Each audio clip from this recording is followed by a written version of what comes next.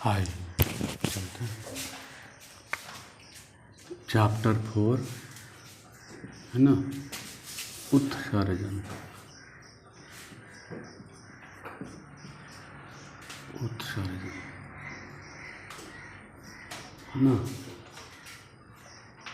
उत्सर्जन।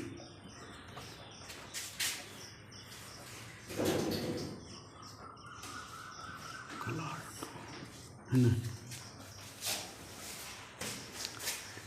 कहाँ तक पढ़ लिए थे? ब्रिक पढ़ लिए थे ना, ब्रिक पढ़ लिए थे। लिखेगा नेफ्रॉन, नेफ्रॉन लिखेगा नेफ्रॉन, नेफ्रॉन, ठीक है। नेफ्रॉन, नेफ्रॉन, नेफ्रॉन है ना, नेफ्रॉन, नेफ्रॉन। ये क्या करता है? खून को साफ करता है। क्या करता है? खून को साफ करता है। लिखेगा ये रचनात्मक एवं क्रियात्मक इकाई है। ये रचनात्मक एवं क्रियात्मक इकाई है। ये रचनात्मक एवं क्रियात्मक इकाई होता है।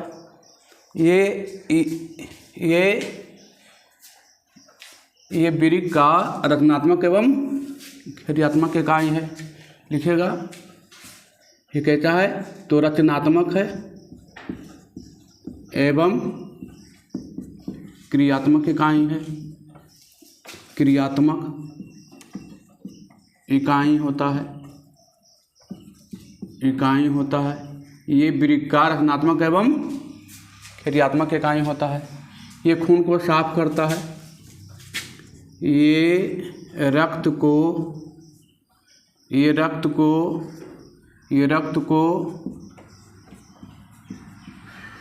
साफ करता है। ये रक्त को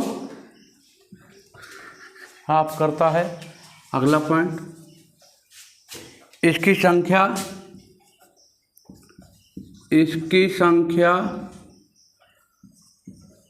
10 लाख या 12 लाख होती है। इसकी संख्या 10 लाख या 12 लाख होती है। हो गया? इसकी संख्या 10 लाख या 12 लाख होती है। ये हो गया नेफ्रॉन। देखिए,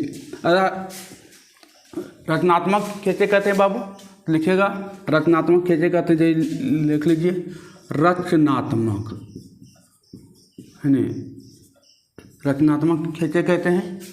लिखेगा रचनात्मक, जिससे कोई चीज़ बनता हो, जिससे कोई चीज़ बना हो उसे रचनात्मक कहते हैं। जिससे कोई चीज़ बनता हो, जिससे कोई चीज़ बना हो उसे रचनात्मक कहते हैं। जिससे कोई चीज़ बना हो उसे रचनात्मक कहते हैं, है ना। और लिखेगा क्रियात्मक, क्रियात्मक लिखेगा, जिससे कोई चीज़ बना हो उसे रचनात्मक कहते हैं। क्रियात्मक, जिससे कोई चीज़ कार्य होता हो, जिससे कोई चीज़ कार्य होता है, जिससे कोई चीज़ का कार्य होता है, जिससे कोई चीज़ का कार्य होता है उसे क्रियात्मक इकाई कहते हैं। जिससे कोई चीज़ का कार्य होता है उसे क्रियात्मक इकाई कहते हैं। जिससे कोई चीज़ का कार्य होता है उसे क्रियात्मक इकाई कहते हैं। हो गया? चलिए आगे बढ़ते हैं। अब देखिए, पढ़ते हैं नेफ्रॉन की संरचना, है ना। चलिए आइए,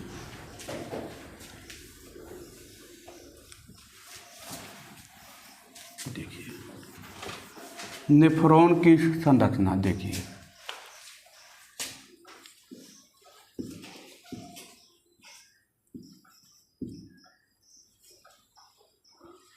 नेफ्रॉन की संरचना देखिए। नेफ्रॉन की संरचना देखिए, इस तरीके का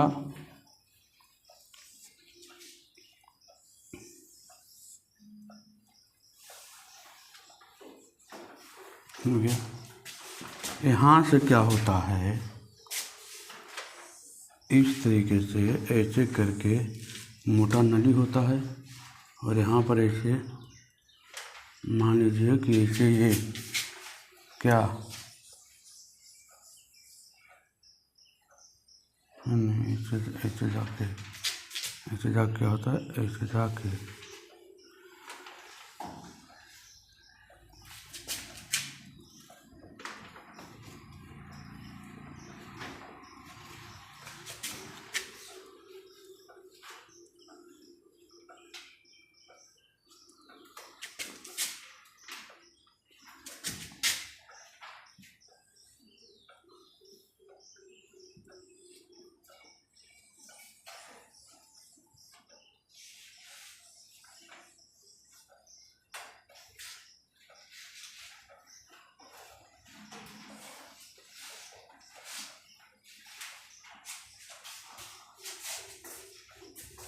इस तरीके से ऐसे कुंडली संरचना होता है और फर्क करते हैं रुद्र और फर्क करते हैं देखो इस तरीके से।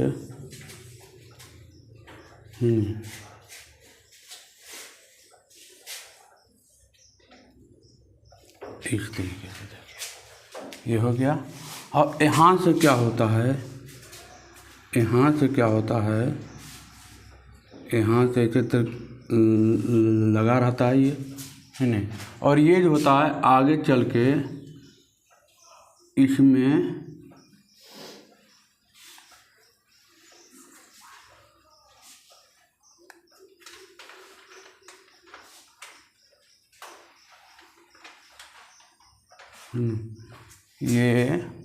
ये भाग जो है आगे करके ये भाग जो है और पतला करते हैं इसको और पतला करते हैं ये और ये चल के फिर ये ऐसे हो जाता है। इस तरीके से वो करके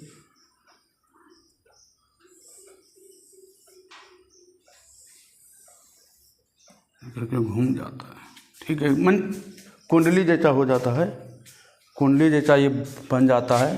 फिर ये ऐसे नीचे आता है, नीचे आता है और ये ऐसे होके ये फिर ऐसे यू जैसे हो जाता है और आगे जाता है और ये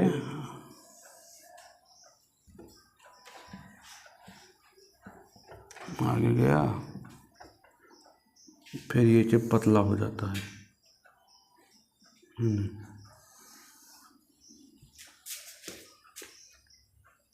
ठीक है,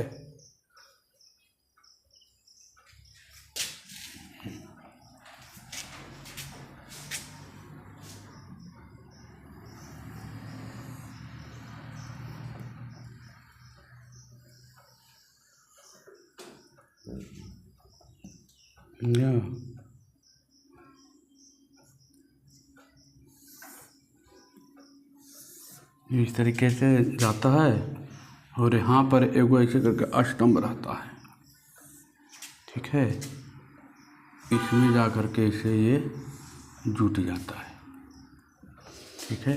यहाँ पर मान लीजिए इस तरीके से करके रहता है, यहाँ पर इस तरीके से ऐसे करके रहता है। अभी सब बताते हैं क्या है नहीं।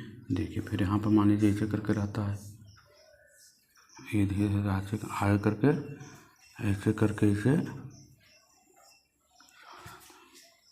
ये देखिए अब क्या है, ये है क्या, तो ये देखिए इसको बोलते हैं अभिवाही धमनिका, अभिवाही धमनिका, अभिवाही धमनिका। इसको बोलते हैं अपवाही धमनिका, अपवाही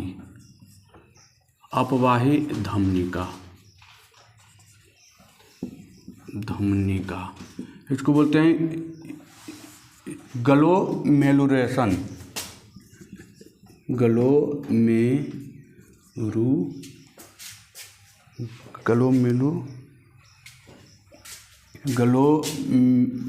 ग्लोमेरुलस फिल्ट्रेशन है नहीं।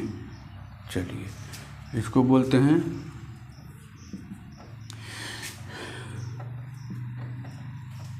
इसको क्या बोलते हैं, इसको बोलते हैं हेनल का अपरोही चाप है नहीं। हेनल का अपरोही चाप इसको बोलते हैं हेनल का अधिरोही चाप। ठीक है, अधिरोही चाप, अवरोही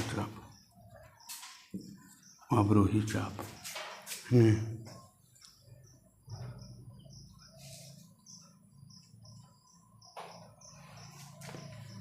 इसका नाम है बोमन संपुट।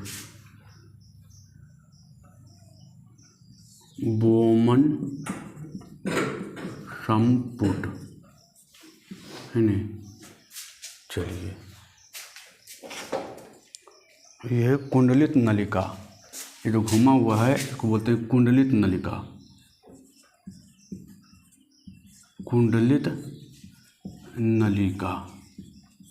है नहीं। और ये भी कुंडलित नलिका है। ये होता है, ये इसका समीप है तो हो जाएगा समीपस्थ है। ये इससे दूर है तो ये हो जाएगा दूरस्थ कुंडलित नलिका। हो गया। अब देखिए हो गया।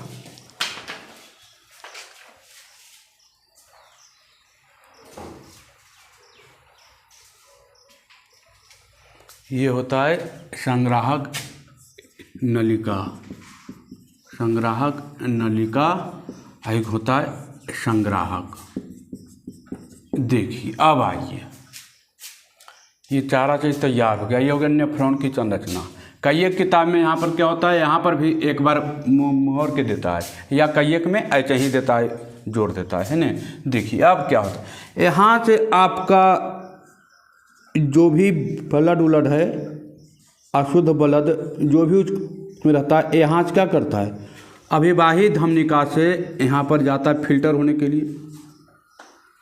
ये संरचना कहाँ की है, वृक्क की, किडनी की संरचना का अंदर का संरचना है ना। किडनी की संरचना का अंदर का संरचना है।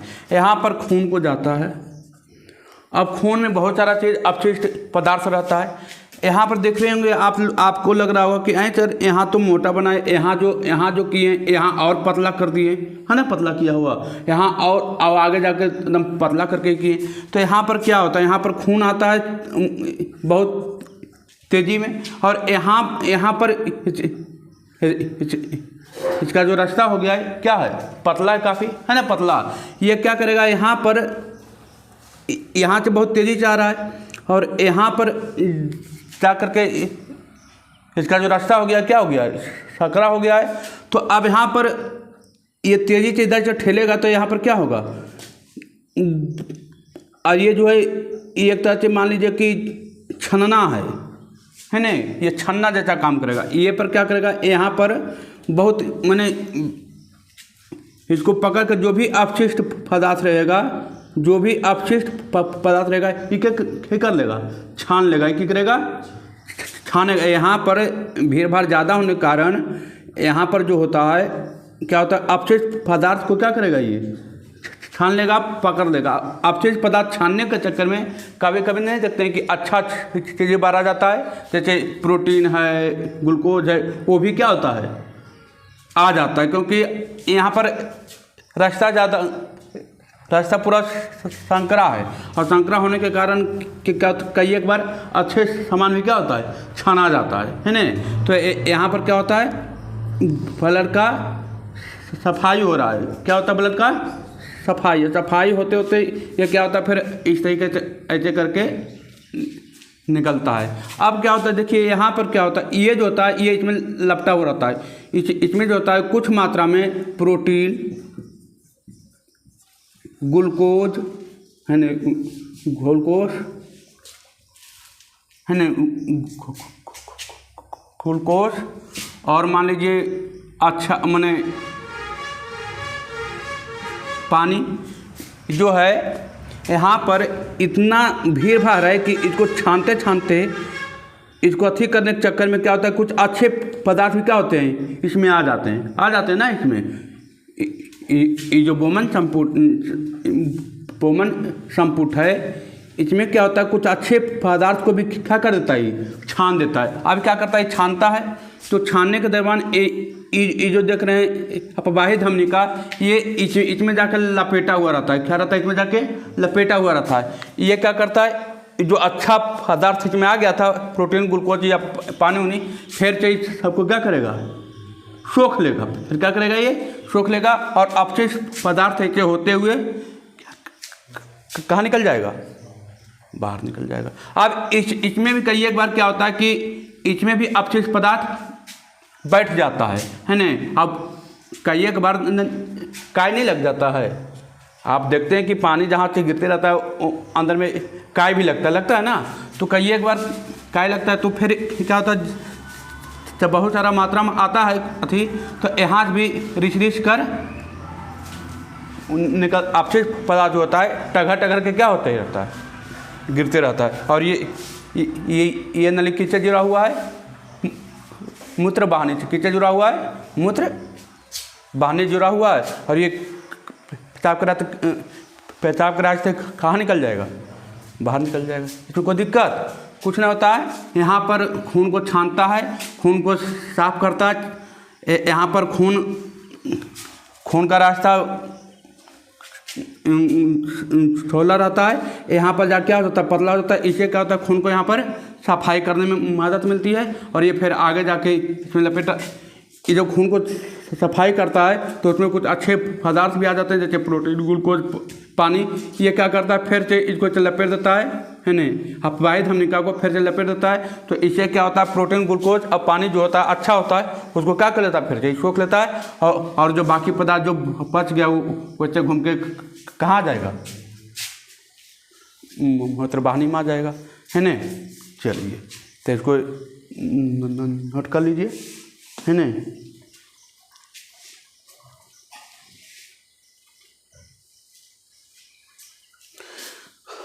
चलिए हो गया, मिटाएं।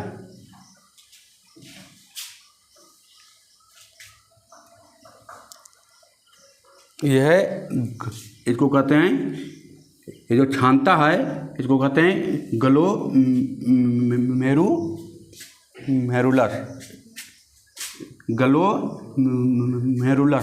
है ना। अब छानता है चाहे छन्नी है तो फिल्ट्रेशन करता है ना। ग्लोमेरुलस फिल्ट्रेशन हो गया। चलिए आते हैं, अब देखिए, अब ये कितने चरणों में होता है, तो ये 3 चरणों में होता है। कितने चरणों में होता है, लिखिएगा। वृक्क का कार्य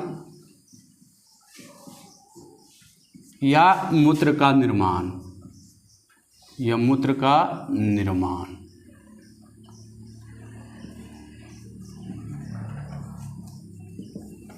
नहीं, अब पढ़ेंगे वृक्क का कार्य या मूत्र का निर्माण। हो गया, लिखिएगा। चलिए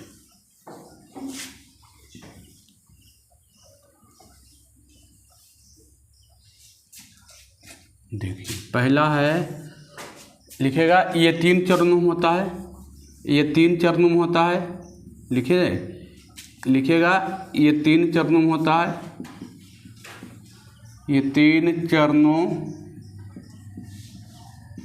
में होता है। ये 3 चरणों में होता है। कितने चरणों में होता है, 3 चरणों में। पहला है ग्लोमेरुलस, मेरुलस फिल्ट्रेशन, फिल्ट्रेशन है ना, ग्लोमेरुलस फिल्ट्रेशन। क्या है ग्लोमेरुलस फिल्ट्रेशन? देखिए क्या करता था, अविभाज्य धमनी में खून आता था है ना, और वो कहाँ होता था, उसको छान करके और उसको आगे बढ़ा देता था। तो छानता कौन था? ग्लोमेरुलस ना, और शुद्ध खून को शुद्ध खून में परिवर्तित करता था ना। तो लिखिएगा, ये एक छन्ना पात्र की तरह कार्य करता है।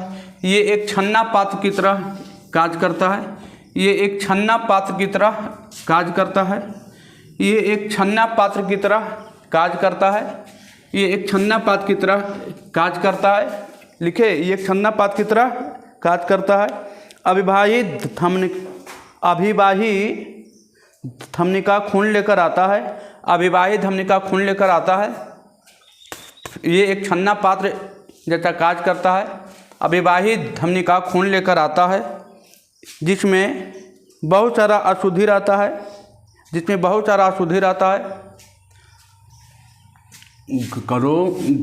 ग्लोमेरुलस फिल्ट्रेशन में क्या होता है? तो ये छन्ना पात्र जैसा कार्य करता है नहीं। अविभाज्य धमनिका खून लेकर आता है, इसमें बहुत सारा अशुद्धि रहता है। यहाँ फिल्टर होता है,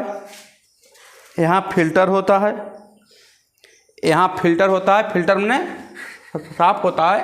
यहाँ फिल्टर होता है। फिल्टर होने के बाद अपवाही धमनिका से बाहर निकल जाता है। अपवाही धमनिका से बाहर निकलता है, जिसे ग्लोमेरुलस फिल्ट्रेशन कहते हैं। लिखे, ये छन्ना जैसा कार्य करता है। इसमें बहुत सारा अशुद्धि खून रहता है। लिखे, ये छन्ना जैसा कार्य करता है। अविभाज्य धमनिका खून लेकर आता है। इसमें बहुत सारा अशुद्ध खून रहता है। इसमें बहुत सारा अशुद्धि रहता है। लिखे, इसमें बहुत सारा अशुद्धि रहता है।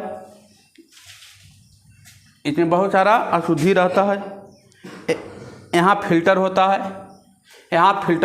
फिल्टर होने के बाद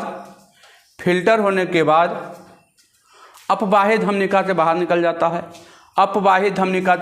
जाता है। जिसे ग्लोमेरुलस फिल्ट्रेशन कहते हैं। ये एक छन्ना पात्र की तरह कार्य करता है। अविभाज्य धमनिका खून लेकर आता है। इसमें बहुत सारा अशुद्धि रहता है। यहाँ फिल्टर होता है। फिल्टर होने के बाद अपवाही धमनिका के बाहर निकल जाता है, जिसे ग्लोमेरुलस फिल्ट्रेशन कहते हैं। अब लिखिएगा, ट्यूबुलर पुनर्शोषण। दूसरा लिखिएगा ट्यूबुलर पुनर्शोषण। ट्यूबुलर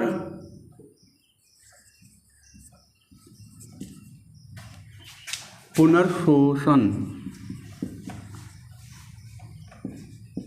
ट्यूबुलर पुनर्शोषण। ट्यूबुलर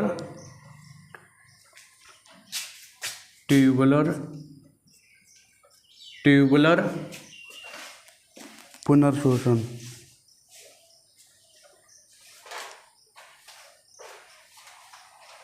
ट्यूबुलर पुनर्शोषण। ट्यूबुलर पुनर्शोषण है ना, पुनर्शोषण। ट्यूबुलर पुनर्शोषण है ना, ट्यूबुलर पुनर्शोषण। ट्यूबुलर पुनर्शोषण क्या था? देखिए, यहाँ पुनः शोषण करता है। मैंने दोबारा यहाँ पर हम लगाए थे अपवाही धमनिका जो था, आगे जाकर बताए थे क्या रहता था, नीचे जाकर लपटा हुआ रहता था।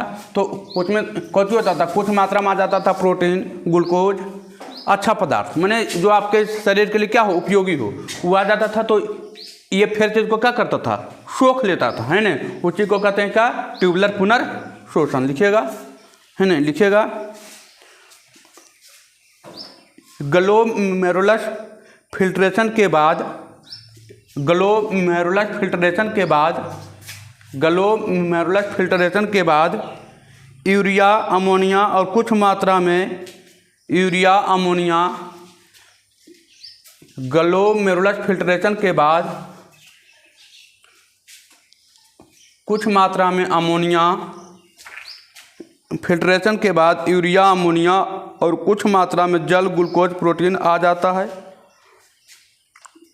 ग्लोमेरुलर फिल्ट्रेशन के बाद यूरिया अमोनिया और कुछ मात्रा में यूरिया अमोनिया और कुछ मात्रा में जल प्रोटीन ग्लूकोज आ जाता है।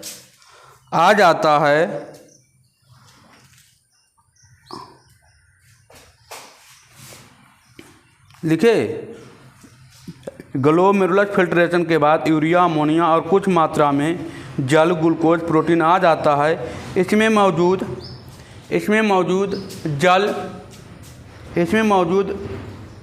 जल ग्लूकोज और प्रोटीन को पुनः अवशोषित कर लेता है। पुनः अवशोषण करने की क्रिया को ट्यूबुलर पुनर्शोषण कहते हैं। ग्लोमेरुलर फिल्ट्रेशन के बाद यूरिया अमोनिया और कुछ मात्रा में जल प्रोटीन ग्लूकोज आ जाता है।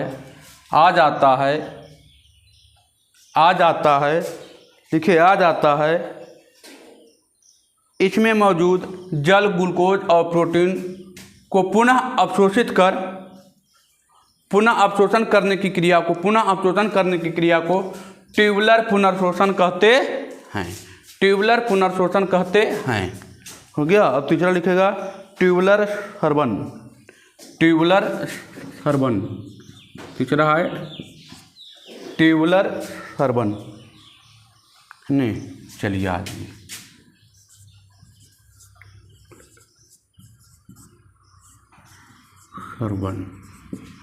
ट्यूबुलर सर्वन है ना। ट्यूबुलर सर्वन क्या है? देखिए, यहाँ पर जो है कुछ अपशिष्ट पदार्थ क्या होता है, अटक जाता था।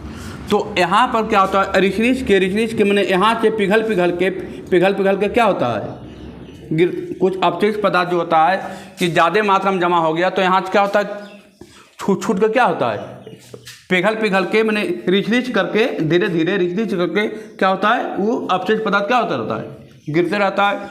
उसी को क्या कहते हैं, ट्यूबुलर सर्वन कहते हैं ना। तो लिखिएगा, नाली में मौजूद द्रव जब संग्रह में जाती है, नाली में मौजूद जब द्रव संग्रह में है ना, ये जो संग्रह में जाती है, नाली में मौजूद द्रव जब संग्रह में जाती है तो उसके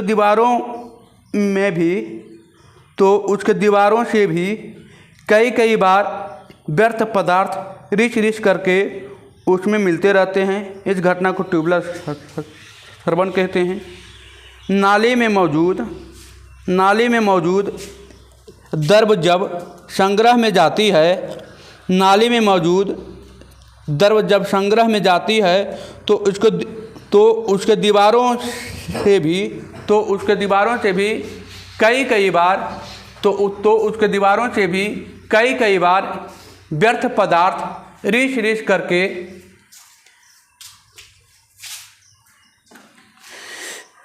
लिखे, नाली में मौजूद द्रव जब संग्रह में जाती है तो उसके दीवारों से भी कई बार व्यर्थ पदार्थ रिच करके उसमें मिलते रहते हैं। इस घटना को ट्यूबुलर सर्वन कहते हैं। है ना। क्या होता है बाबू, यहाँ से जो आता है, यहाँ से जो अपशिष्ट पदार्थ आता है, यहाँ पर क्या होता है, जब आते रहता है ना, तो यहाँ पर भी जो अपशिष्ट पदार्थ आता है वो पिघल के रिच करके क्या होता रहता है, गिरते रहता है। उसी को क्या कहते हैं, ट्यूबुलर सर्वन कहते हैं। है ना। रिच करके संग्राहक है ना, तो ये संग्राहक में अटका हुआ रहता है।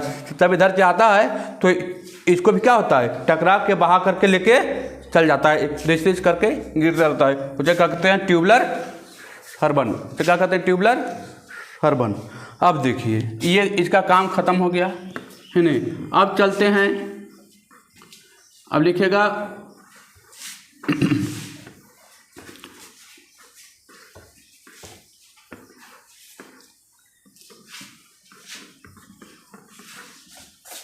अब लिखेगा मूत्र की बनावट।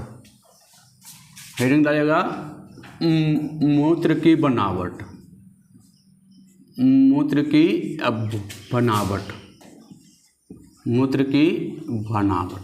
देखिए आपके मूत्र में क्या क्या रहता है। देखिए रहता है जल रहता है, यूरिया रहता है,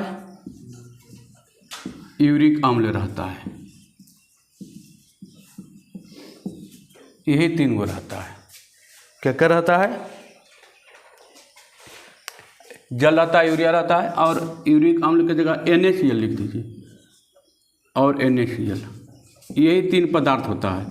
ये NaCl लिख दीजिए। चलिए NaCl कर दीजिए। देखिए NaCl कर दिए। आपके मूत्र में क्या क्या रहता है? जल रहता है, यूरिया रहता है, और NaCl। NaCl मतलब नमक, है ना। देखिए आपके मूत्र में लिखिएगा, इसमें जल, यूरिया तथा NaCl होता है। इसमें जल, यूरिया तथा NaCl होता है। इसमें जल, यूरिया तथा NaCl होता है। इसमें जल, यूरिया तथा NaCl होता है। हो गया। इसमें क्या क्या रहता है? जल, यूरिया, NaCl। अब देखिए आप जब प्रत्येक दिन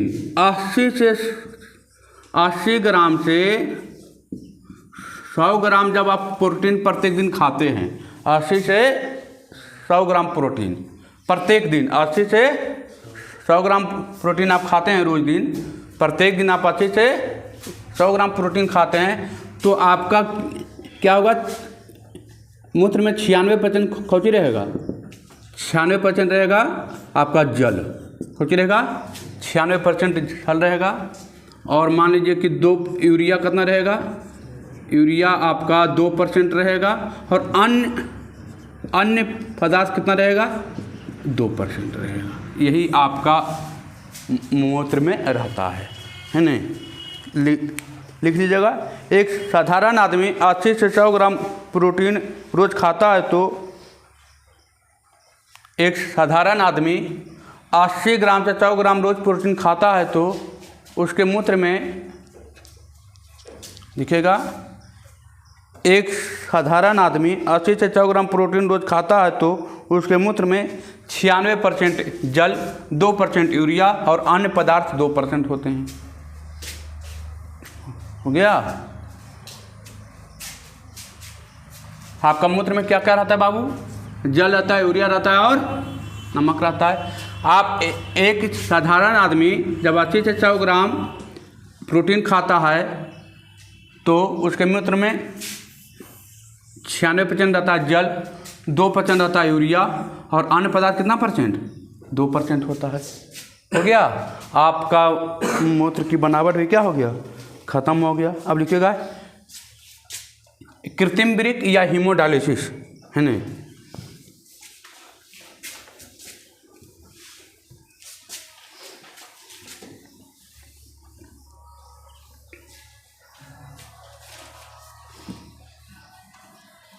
चलिए आ रही है। अब लिखिएगा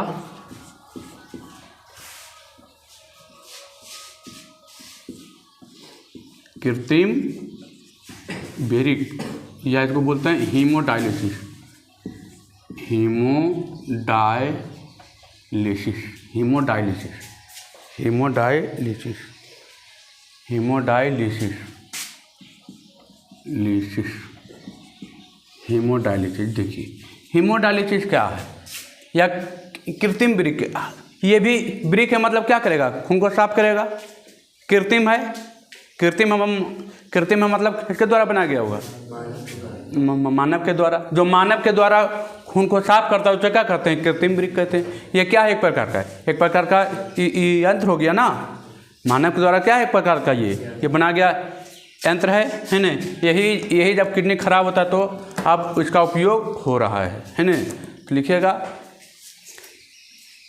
ये वैज्ञानिक के द्वारा बनाया गया एक यंत्र है।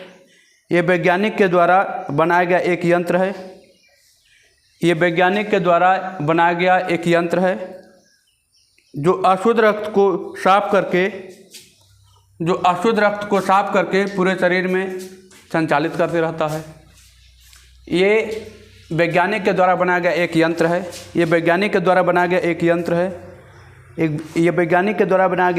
है जो अशुद्ध रक्त को साफ करके पूरे शरीर में संचालित करते रहता है। लिखे, ये वैज्ञानिक के द्वारा बनाया गया एक यंत्र है जो अशुद्ध रक्त को साफ करके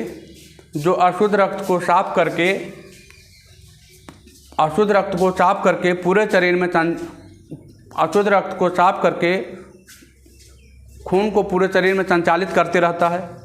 अशुद्ध रक्त को साफ करके खून को पूरे शरीर में संचालित करते रहता है, जिसे कृत्रिम वृक्क या हीमोडायलिसिस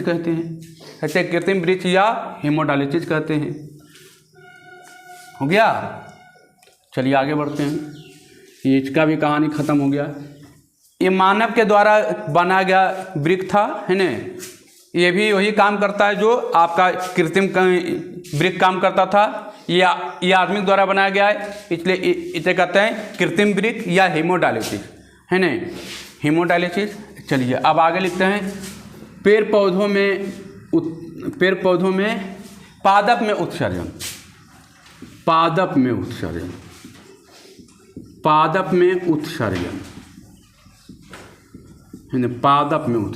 पादप मतलब पेड़ पौधा। अब देखिए, अब क्या होता है।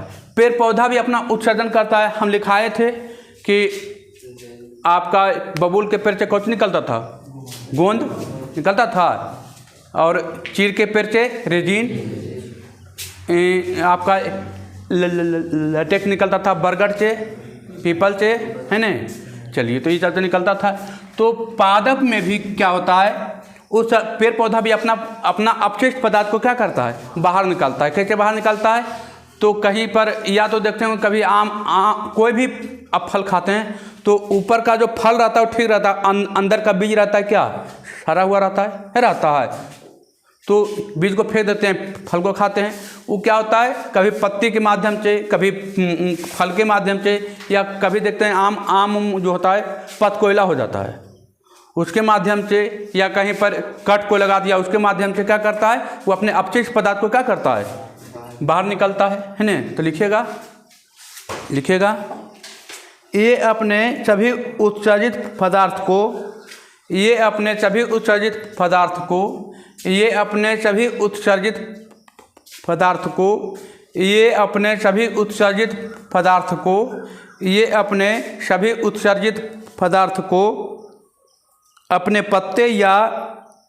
अपने पत्ते या जाइलम या फ्लोएम में जमा कर लेते हैं।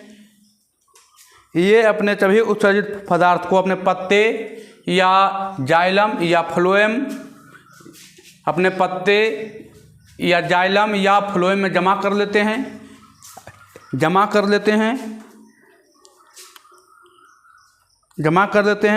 ये पत्ते अपने पत्ते जाइलम या फ्लोएम में जमा कर लेते हैं। ये पत्ते के साथ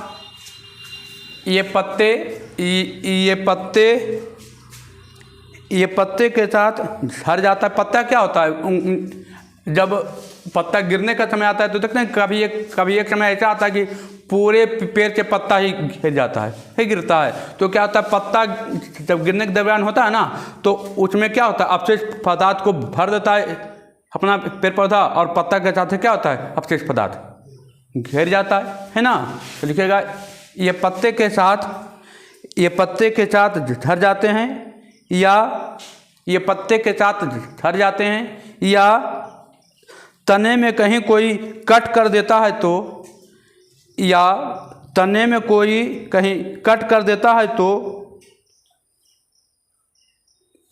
ये पत्ते के साथ झड़ जाते हैं, या तने में कहीं कोई कट कर देता है तो उससे जो रस निकलता है वही उसका उत्सर्जित पदार्थ होता है। इस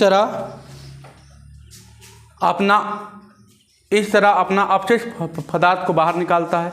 इस तरह से अपना अपशिष्ट पदार्थ को बाहर निकालता है।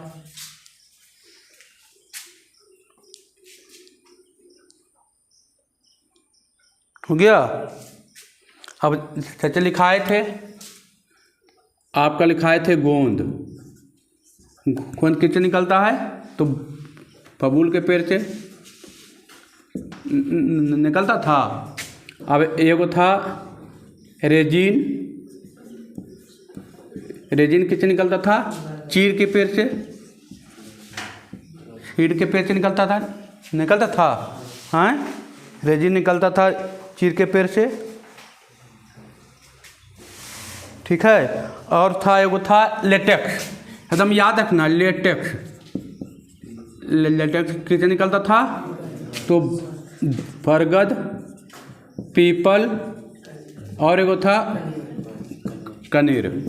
ये इसका क्या उत्सर्जी पदार्थ था ना यचमन। तो ये सब याद रखिएगा। आज का आपका चैप्टर क्या हो गया? ख़त्म हो गया है। वीडियो अच्छा लगे तो अपने दोस्तों के पास शेयर करें, लाइक करें, कमेंट करें। ठीक है बाबू, धन्यवाद।